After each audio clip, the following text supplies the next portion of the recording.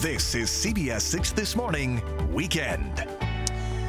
Well, we would like to wish you an extra special good morning since last night we did spring forward just a few hours ago. And yeah, we lost an hour of sleep. So if my boy Mike seems a little off.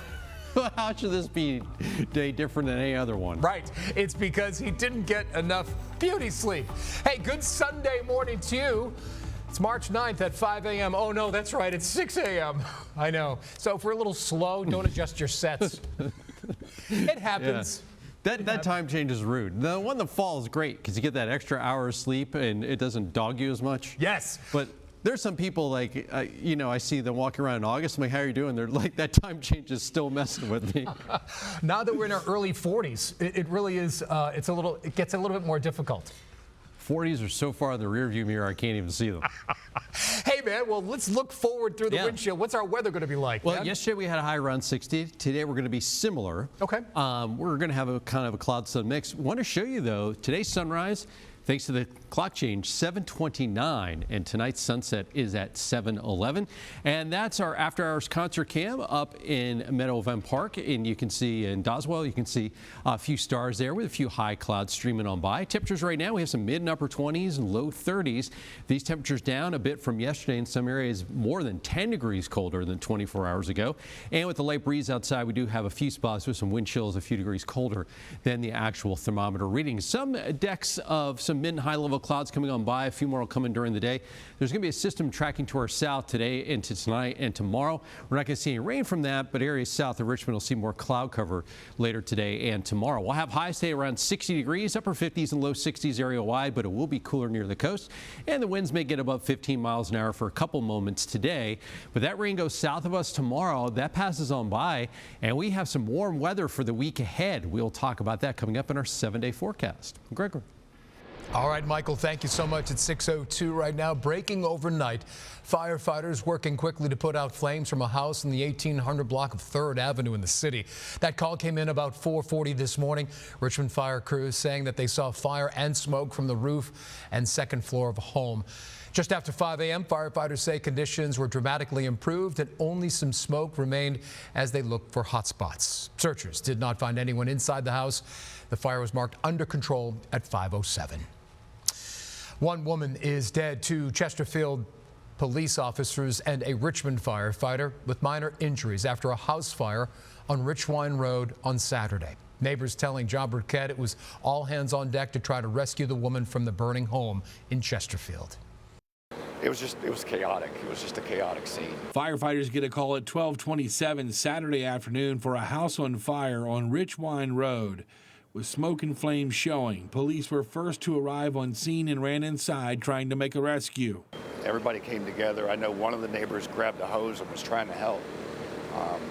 I didn't even know what was going on until I came out later. Tragically, the woman didn't make it out. Right near the front door. Captain Joe Harvey is a Chesterfield County fire marshal. He says fire investigators are in the early stages trying to determine a cause, but says the fatal fire is a reminder for all families across our viewing area.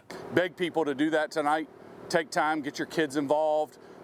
Make it a fire safety lesson at home. Test your smoke detectors, clean them, vacuum them out with a vacuum so that the sensors are clean, and then replace those batteries tonight before you go to bed when you spring your clocks forward. 2 Chesterfield police officers and a Richmond firefighter on mutual aid were taken to a nearby hospital to be treated for minor, non-life-threatening injuries. Randy Ferguson lives next door. They asked me for water bottles for the police officers that apparently got smoke inhalation. Crews spend hours on scene checking for hot spots like the cloud of smoke Saturday afternoon. Sadness hovers over this North Chesterfield community. Talked to the neighbors and they said that their mother passed. It was sad. They were good people as far as I know. We were great neighbors. As our John Burkett reported, it is an event to honor 4-legged dedicated friends who serve alongside the men and women in uniform.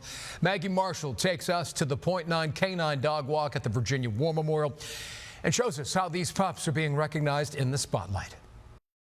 Patriotic pups and dogs in uniform gathered on the grounds of the Virginia War Memorial Saturday morning. These pups had a purpose far beyond sitting in the sunshine. Their owners brought them to the Memorial's Point 9 Canine Veterans Day Dog Walk. It's an event designed to honor all canines who have contributed and sacrificed their life in the military and law enforcement. The canines are the first line of defense at any installation, whether it's on United States soil or if it's in a foreign land somewhere. They are the first line of defense. Bob Mays was a handler in Vietnam to his canine named Atlas. He came to the event to pay his respects to his partner who passed and share their story. Best friend ever. He was a wonderful companion. We had a lot of good moments just playing together, eating together, sharing the same poncho undercover when it was monsoon season. The pair were exposed to challenging conditions on the front line. They were a lot of company.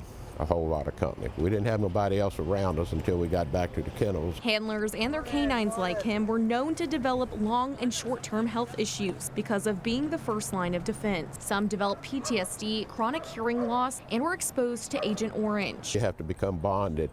The dog knows you and you know the dog, and you learn all of his senses and alerts. Participants and their pups got to learn from May and be exposed to more facts about famous military service dogs throughout American history on markers on the course. While the walk may have just been another Saturday stroll for the pups, it had a far greater goal for humans. The love of their pets and have a better understanding of what the military and the dog handlers actually do, whether it's in the civilian police force or in the military. In Richmond, Maggie Marshall, CBS 6 News.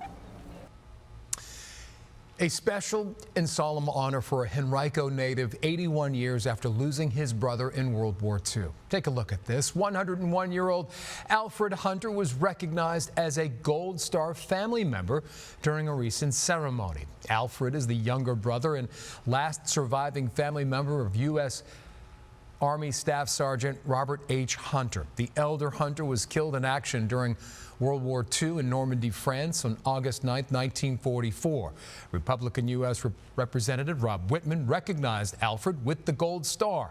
The ceremony took place at the Defense Supply Center of Richmond, the same place where Alfred worked as a teen during the war. Alfred followed his brother into the military. The late Staff Sergeant Hunter's name is enshrined at the Virginia War Memorial.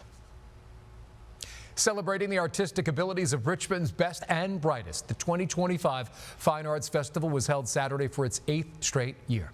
The festival included art exhibits from all K through 12 schools in the city. Also featured performances throughout the day from All City Elementary Choir, All City Marching Band, and the theater selections.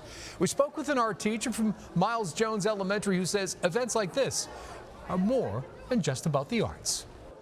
Fine arts instill self-esteem, it enhances confidence in our students, it helps with their problem-solving skills, it helps in all areas, all subjects, it pours over into their reading and math, and the arts are a combination of all the great and wonderful things that are important in our lives. It also helps us find our place and where we fit in with our community and our world at large. Now, the Virginia Museum of Fine Arts was also present at Saturday's festival with their VMFA Artmobile. 6:08 right now.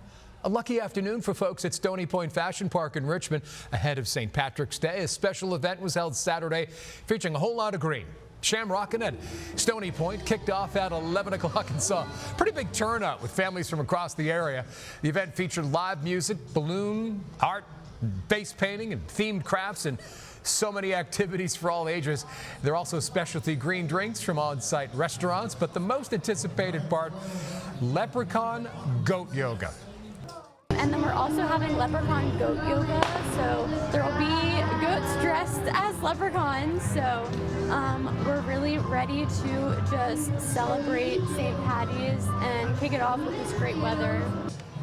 Organizers say goat yoga was perfect for bringing happiness, stress relief, and plenty of photo opportunities. As for St. Patrick's Day itself, that is happening March 17th. And we go from goat yoga to a guy who loves pony yoga. Love horse and pony yoga. Yeah, they're a little bit heavier once they get on your back. You have more problems when you walk out than when you walked into pony yoga. Sure. Hey, how are you, man? Hey, you know, we had the clock change last night, so we're still a little bit away from sunrise. It's about an hour and 20 20 minutes away or so.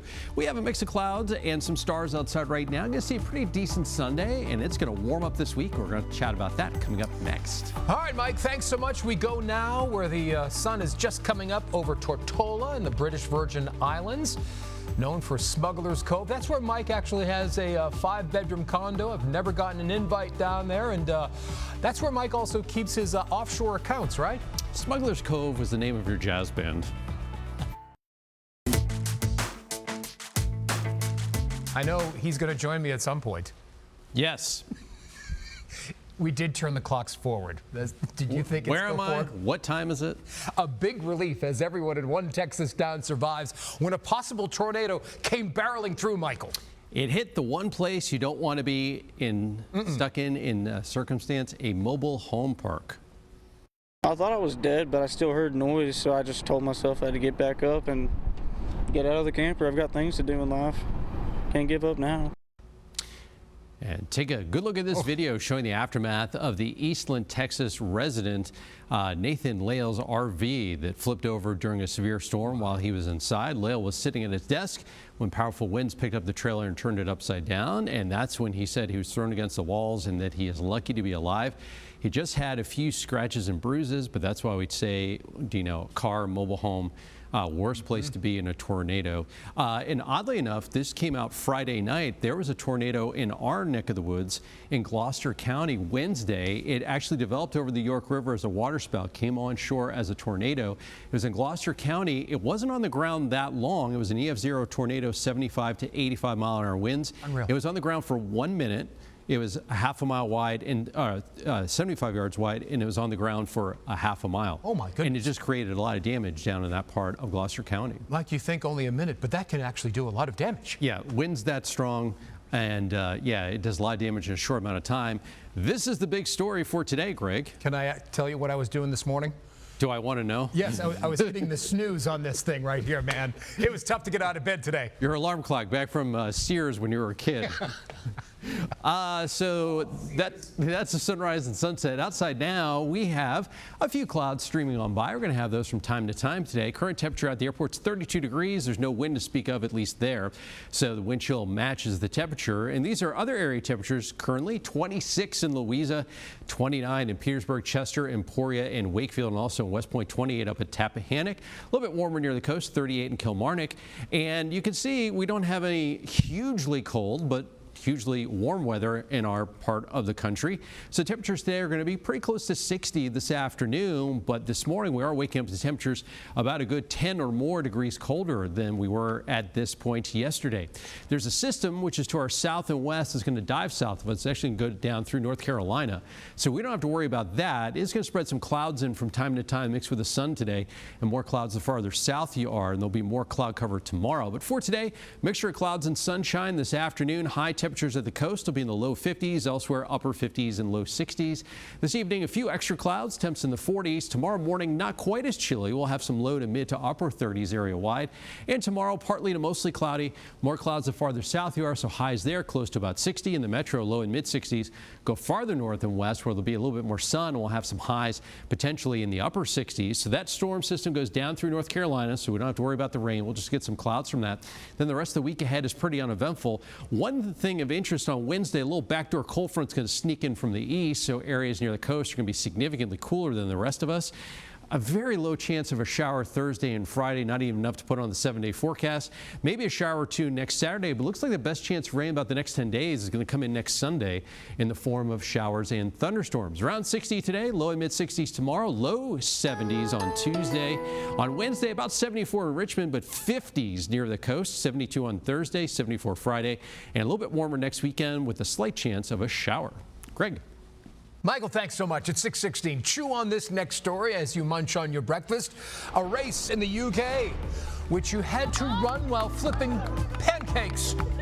We'll tell you more about it and what the winning prizes were in the 6 a.m. presentation of Hey, watch this.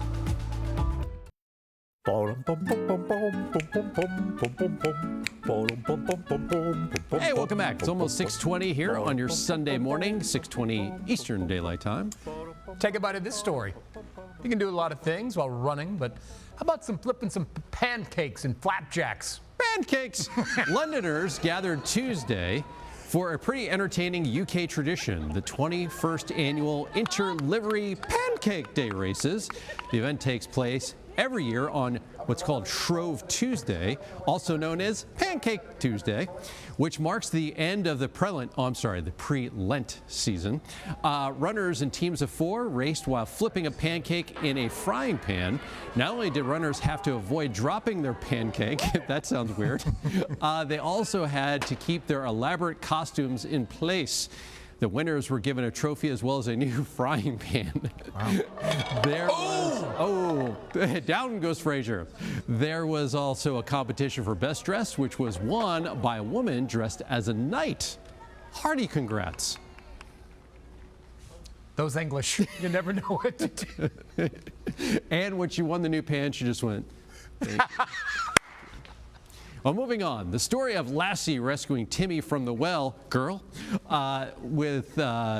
reverses roles with one man after his, I can't even read it. You are getting a little verklempt. This was in Texas. Would you look at this? The man had heard faint barking over several days and finally realized it was coming from underneath his home. Well, the homeowner called animal control, which found a dog trapped in an empty 12-foot deep water well that he didn't even know was there. It took about 3 hours to raise the poor pup to safety. The rescue team named the Basset Hound mix Timmy, after the boy who was rescued several times by his dog on the classic TV show Lassie, of course. But never actually from a well, despite the common misconception. Timmy the dog, thankfully, has since been adopted. But that poor thing, we've been talking about it. We're getting a little stuck in claustrophobic. that little claustrophobic area like that. But good on the man for acting and taking some action and calling 911. Wasn't that great on Lassie? She'd come in the house to bark, and then they'd be able to translate it. What's that, girl? Oh, Timmy's trapped in a well? They do. Now we move a little closer to home, where a Stafford County animal control officer helped bring life into the world after responding to an unusual call earlier this week. On Wednesday, Deputy R.A. Peterson received a call that a 400-pound pig in labor was in distress. The soon-to-be mom, named Barbecue, was having a hard time delivering her babies. Deputy Peterson jumped into action and helped deliver 2 healthy and adorable piglets. The tiny duo had been named Pamela Anderson and Lindsay Loham. but I think the worst part about that is they named her Barbecue. So you had some pancakes at the beginning and bacon at the end of the story. Sad trombone. Time now for Pause for Pets. Here's Mike Gold. Piglet. Good morning. Creamsicle is about 2 years old and adoptable from the Hanover Humane Society. She's a very introverted kitty that doesn't have a lot of confidence. Slowly but surely, she's adjusting to foster care, but it's obvious that she wants to be in a calm, quiet environment with an attentive owner.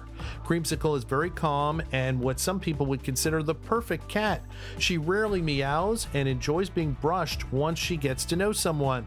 She would do well in a home as an only cat and may get along with another calm, quiet cat. She's not a good fit for a home with small children or dogs. If you're interested in meeting Creamsicle, please send an email to info@hanoverhumanesociety.org. I'm Mike Goldberg with this morning's Pause for Pets. Thanks, Goldie. Have a few clouds outside right now with temperatures in the 20s to low 30s. A little bit warmer near the coast, upper 30s to near 40 there. For today, we're looking for highs around 60. We'll have a partly to mostly sunny day. 35 tonight, a few more clouds tomorrow, high of 65. We get into the 70s for a stretch of days coming up, but it will be a lot cooler near the coast, especially Wednesday, where areas like Kilmarnock, Reedville may not get much above about 56 or 58 degrees. And then as we go towards the end of the week, we can't rule out a sprinkle Thursday or Friday. Maybe a shower Saturday, but it does look like as of right now, our next decent chance rain is going to be next Sunday. Oh, man. I love those 7s, Mike. Thanks so much. Hey, we're going to be dribbling on to sports. Lots of college basketball action with Mr. Sean. And meanwhile, Mike and I, we need to go get some espresso because it feels like 5:24. And you're dribbling your own self. CBS 6 Sports, sponsored by Toyota. The feel-good edition of CBS 6 Sports begins with college hoops. It's been a season of near misses and frustrating losses for Richmond, who 1 year ago clinched a share of their first A-10 regular season title on the Robins Center home floor. Saturday night, they were trying to avoid George Mason celebrating on Dick Tarrant Court as co-conference champs. 6 players were honored on senior night Saturday night, to include Delani Hunt, who injured his foot at George Mason back in January. First half, Mike Walls left open, and he makes the Patriots pay with the 3. One of 2 triples on the night for him. He had 10. Richmond up by 2. A few minutes later, Jared Billups gets to the rim for his only basket of the game. That tied it at 18. Later, the Spiders go to beat Artis White. He hits the mid-range jumper. Mason will come back at the end and clinch a share of the A-10 title, 64-60 over Richmond. Meanwhile, the Lady Spiders were looking to advance to the A-10 Conference Tournament Final for the second straight year should they knock off St. Joe's. In the first, Gabby Casey gets going for the Hawks, hits the 3 to give the road team an early 4-point lead. Then Mackenzie Smith finds Talia Brugler all alone for 2 of her 9. Hawks up by 5 after 1. Richmond behind Rachel Ulstrom hits the 3. She had 16, part of an 8-0 run to give the Spiders a 1-point lead at the break. Second half, Addie Butnick wide open in the corner, hits the 3. She scored all 10 of her points in the second half. With under 10 seconds to go, Spiders down by 1. They go to the Conference Player of the Year, Maggie Dugan, to give Richmond a 1-point lead. But with 3.8 seconds left, it's enough time for St. Joe's to make one final play, and Laura Ziegler does it at the buzzer as the Hawks win it 50-49, snapping the Spiders' 17-game win streak. Hawks will play George Mason in the title game later today at the Henrico Sports and Events Center. Staying with the women, up in Ashland, Randolph-Macon taking on Elizabethtown for a berth in the Sweet 16. First half, Randolph-Macon finds Catherine Kagi inside. She had 11 points and 8 rebounds. Then Morgan Miller, the rainbow 3. It's true, she had 10, but Elizabethtown would have Aaliyah Kennedy underneath. She scored 15, but the Yellow Jackets had a 3-point lead at the break. Second half, Elizabethtown would take the lead. Kylie Wilson hits the wide open 3. The Blue Jays up by 4 with 4 to go in the game. Enough time for Randolph-Macon to have one final run. Mackenzie Matheny, she had 12 and 7 boards. Then Sam Smith left open on the wing, part of a 13-3 run to end the game. Smith had 15. Yellow Jackets win 62-56. They're headed to the Sweet 16 for the first time since 2007. That is the latest from the Toyota Sports Desk. This is CBS 6 This Morning Weekend.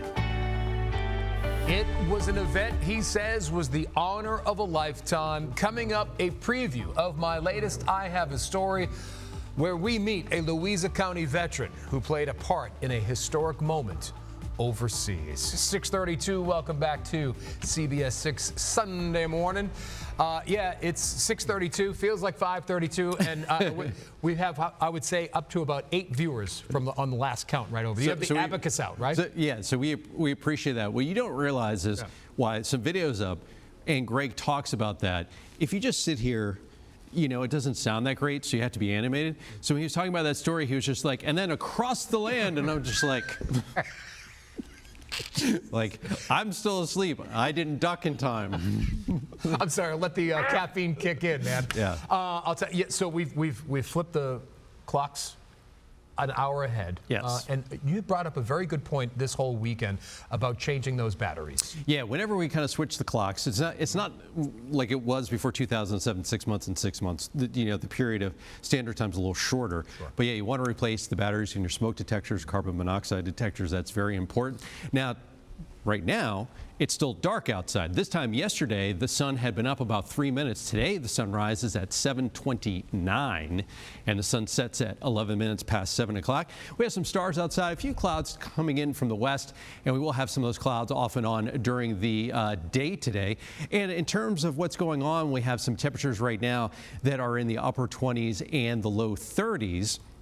For our date today, we are going to see some high temperatures getting into the upper 50s and low 60s. My reality graphics are being a little bit persnickety, so I'll just talk about how we have those There we go. Finally.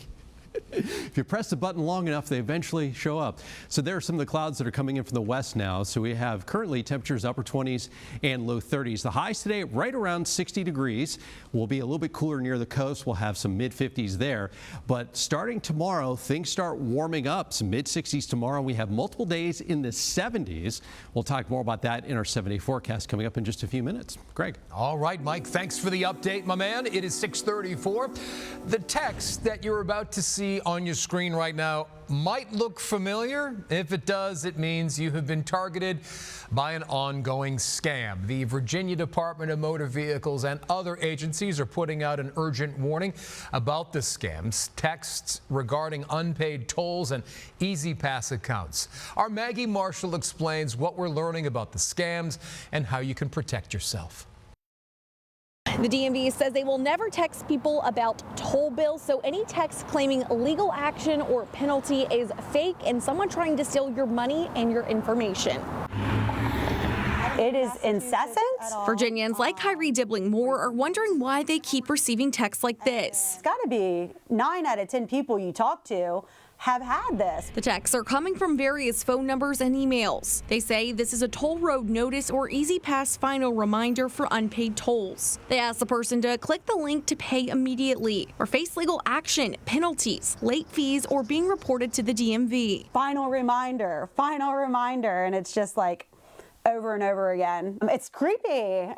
It's a little scary, to be honest with you, because they are not giving up. The Virginia Department of Motorized Vehicles says these texts are absolutely fake. They will never send text messages about toll bills. They're warning people this is a scam to steal personal information and money if they click the link or reply. Instead, the DMV is urging people to never react quickly to unexpected texts. They encourage people to reach out directly to Easy Pass to confirm if a message is legitimate before doing anything. And if not, they want people to report the message as junk, forward it to spam, and delete it. Dibbling Moore considers herself lucky that she identified the text as a scam. It's super weird, but I knew right off the bat when I saw something from Massachusetts, I was like, well, I've been there, but like 3 years ago when I flew there, I didn't drive at all. But she worries for others who may have been deceived. Who's behind all this? Easy Pass needs to do some investigating. And we're still waiting to hear back from VDOT and the DMV on if they've identified who is doing this and how they've got personal information. We have more ways on how you can protect yourself on our website at WTVR.com. In Richmond, I'm Maggie Marshall, CBS 6 News. This morning, we introduce you to a college student at the University of Virginia who isn't waiting for graduation to begin his career. The young entrepreneur started a business using social media to sell shoes, and now he's hoping to build an empire before he even graduates. A fourth year at UVA, Rajan Chidambaram is already a homeowner. He began selling shoes on social media a couple years ago. He says shoes and social media are always a means to an end to get into real estate. At 21, he bought the Charlottesville home. Rajan credits his parents as his biggest inspiration. My dad is from a very small village in India, and he didn't have shoes until 3rd grade. He's been so supportive of me, and that's like a huge reason as to like why I'm doing this now. Rajan says he is happy to see his hard work pay off. Rajan says after he graduates, he plans to continue investing. 6:38 right now. A Louisa County man is reflecting on a chapter in life when he was not only a witness to history, but did play an important part of it. In a preview of my latest I Have a Story, I'll introduce you to the veteran who says the unexpected milestone still touches his heart 65 years later. Harvey Fleshman was a 21-year-old sailor when he was selected to serve on a 7-member honor guard at the opening ceremonies of the American military cemeteries across Europe in 1960. The cemeteries are the final resting place of tens of thousands of Americans who never made it home from World War II. Harvey and 6 other military members provided the 21-gun salute at the cemeteries in France, Belgium, the Netherlands, and Luxembourg. More than 6 decades later, the veteran says participating in the ceremonies remains a highlight in life. Harvey, what was it like to participate in these special commemorations at the American cemeteries in Europe so long ago?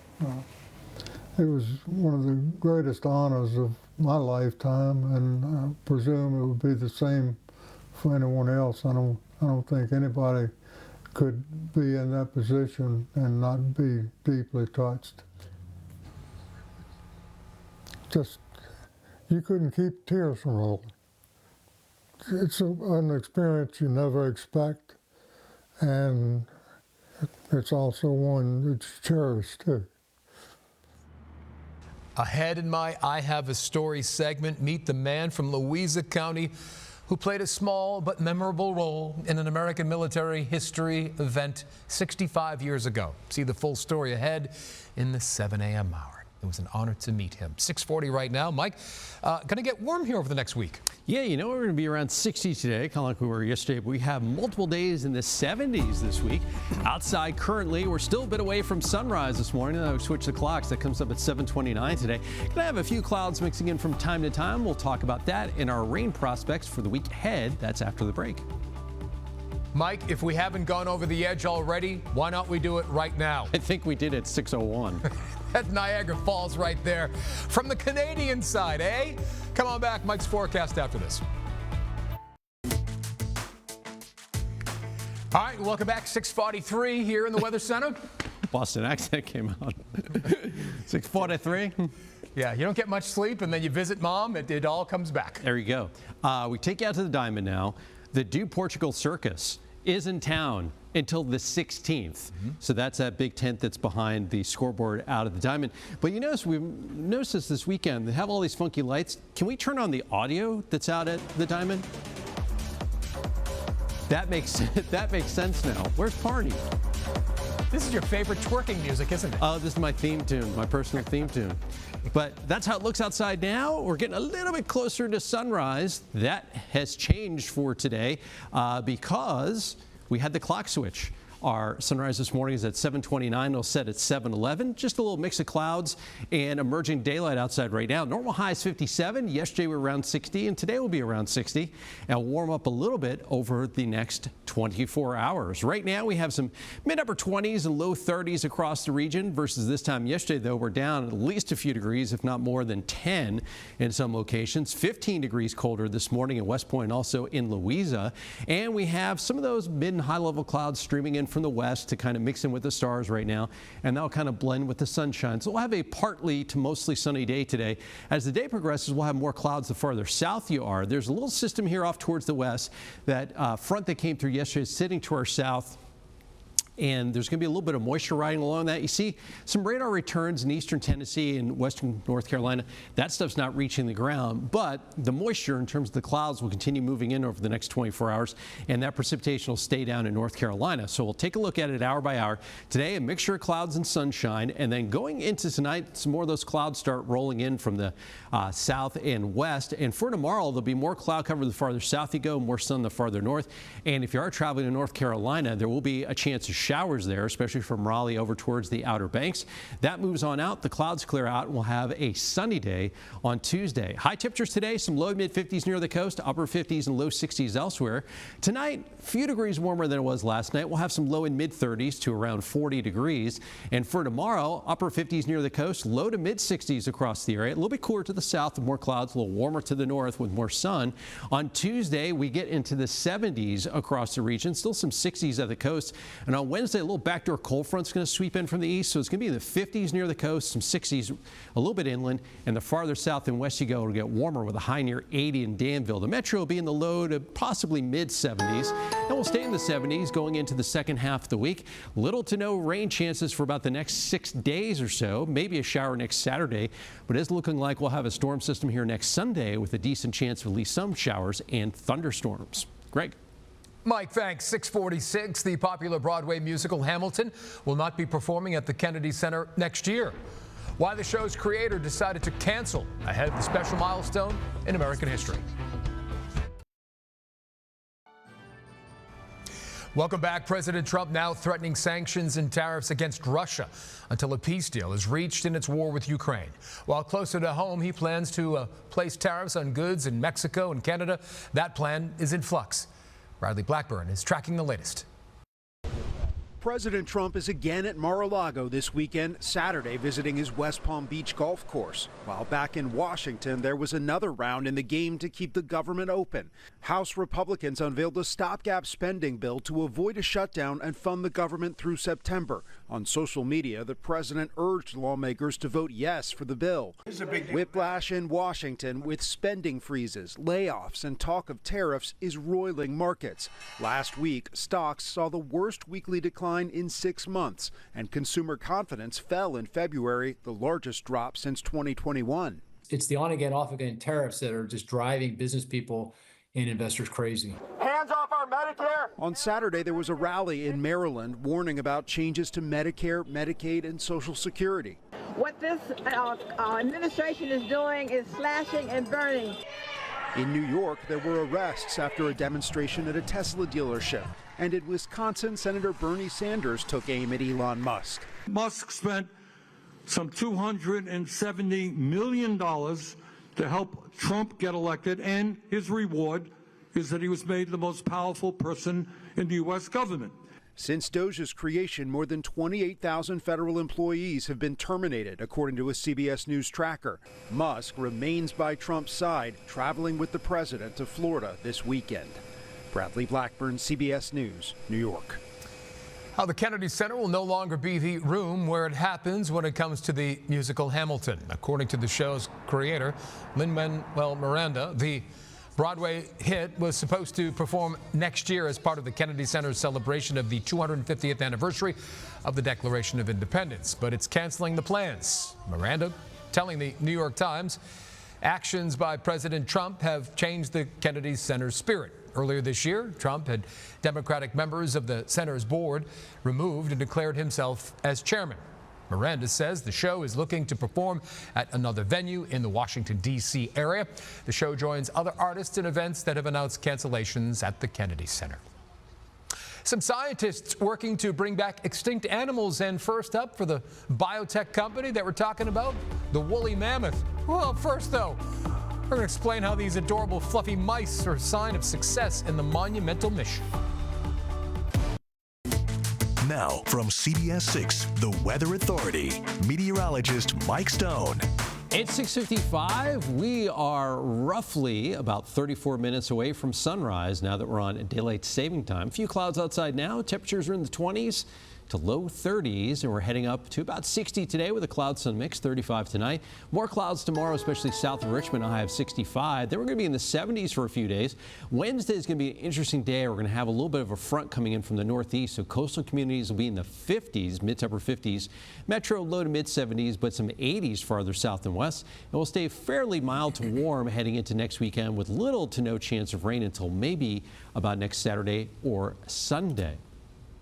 Well, new scientific advancements are creating what some think is an adorable result. I'll tell you, it may even change your mind about mice. Take a look at this. These long-haired cuties are the product of a Texas bioengineering company. They are the first step in a project to bring back the extinct prehistoric woolly mammoth. Using the mouse version of mammoth genes, researchers made a shaggy species that can tolerate the cold.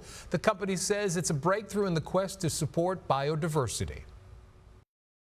We birthed 38 mice, and they were all, edited and happy and healthy, and there weren't any unintended consequences. Besides the fact that they were massively adorable, the only effect was they were significantly cuter than we, originally anticipated, which I guess is a good thing.